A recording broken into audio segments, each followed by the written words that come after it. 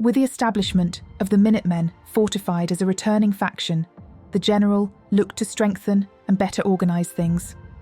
First was taking full stock of the armaments of the castle and all current soldiers. Thanks to Ronnie Shaw's recent return, accessing the Armory was simplified greatly as she knew the codes for all the doors. Inside was a small trove of laser muskets, including 2 rocket launchers, a minigun, and a half-functioning flamethrower, not to mention the small fortune worth of ammo. Several sets of medium combat armour and full leather armour were also found. Most importantly, the crown jewel was the blueprint for the construction of mortar artillery. Most of the weapons would need a good cleaning to get functional, and replacement parts for others would need to be purchased. Preston inventoried the supplies that would be needed for the weapons and purchased the parts from both Diamond City and Good Neighbour merchants. The General purchased a work contract with Fallon's department store to make new uniforms for the Minutemen. 3 different versions of the uniforms were ready for viewing. The General, being a busy man, didn't have time to go into Diamond City to view them, so he sent for Becky to come to the castle.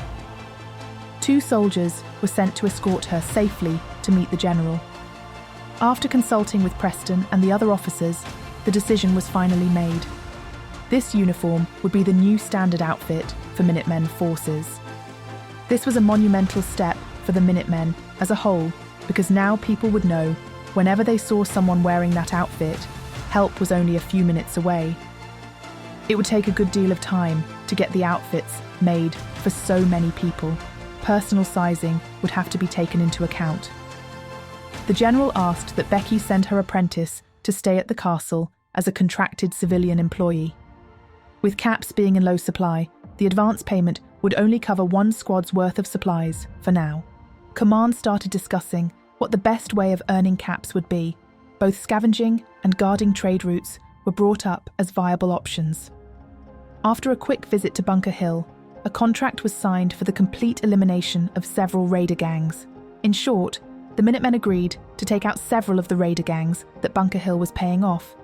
In return, the Minutemen would not only get the loot from the gangs, but also would take over the payments from Bunker Hill.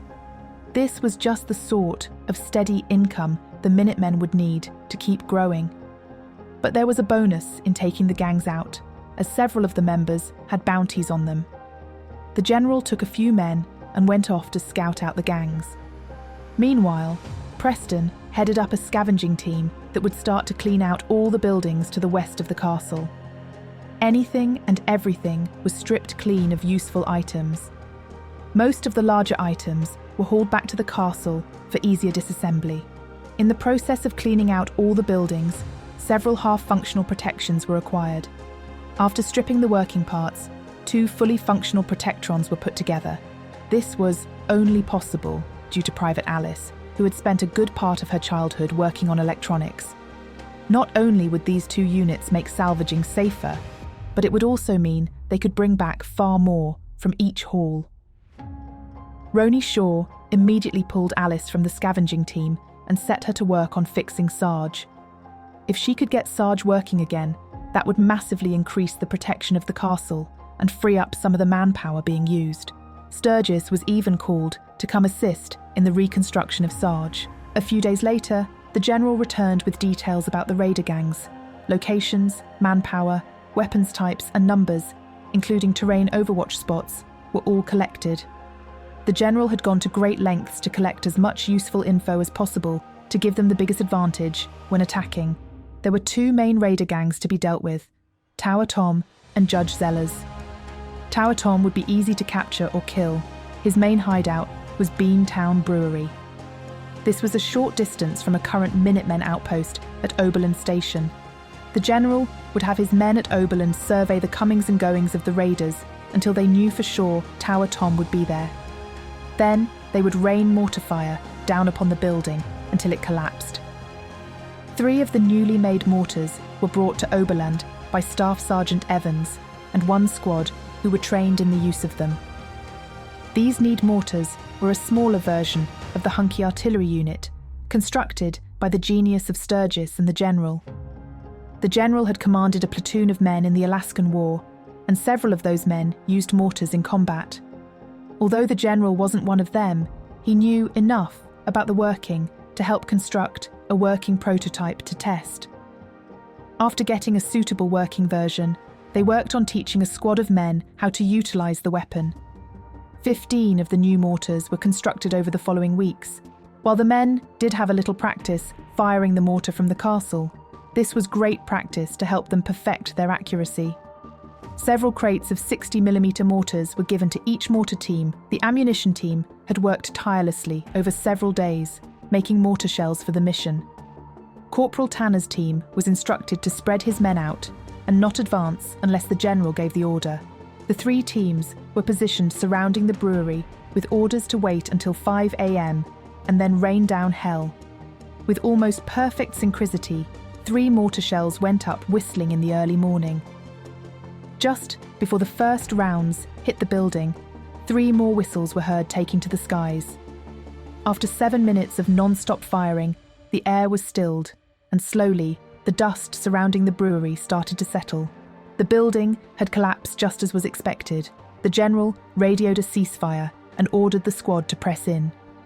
In a blind panic, many of the raiders had attempted to flee from the building and were blown to pieces through the surrounding entrances. The men started collecting weapons and anything of use, while the general ordered the tanner to keep 2 men on constant guard, watching over the ruins for survivors for the next 3 weeks. The general quickly regrouped the mortar teams and set off toward East Boston Preparatory. Sergeant Evans left 2 teams of men to assist Corporal Tanner in whatever he needed. He and the remaining men would head back to the castle. Corporal Warren had established a new settlement at Country Crossings and had 20 men waiting to greet the general upon arrival. The plan was the same: wait till 5 a.m. and rain down hell, but the school was quite a bit larger than the brewery. So the general had ordered the 5 teams to surround the school and kill all who left. After the firing had subsided completely, the teams were to move in with gas cans and saturate the school building with gas. Warren was given the honor of throwing the first Molotov. The school quickly went up in flames. The men quickly reorganized and moved towards the East City down the racetrack. This was where the rest of the raiders from Judge Zeller's gang dwelled. Not to anyone's surprise, the raiders had heard the explosions and were waiting for them. Quickly, a firing line formed as the members of each side clashed in a hail of gunfire. The general swiftly relayed to the mortar teams to fire at the racetrack. Only 1 team had ammo left, but quickly sent their last 5 round rippling through the air towards the raiders' location. The firefight was heavily in favor of the Minutemen, who had much better cover. Only 2 minutes after the mortars hit, Eager Uni announced over the intercom that they were surrendering. 7 of the remaining raiders came out with their hands raised and surrendered. In total, the Minutemen had gained a massive amount of respect and trust back in the community, which quickly heard of the defeat of the notorious raider gangs. The losses of the Minutemen were small in comparison to the raider gangs, with only 5 men dead and 3 wounded. The weapons and supplies were rounded up and taken back to the castle, in addition to 3 settlers who were rescued.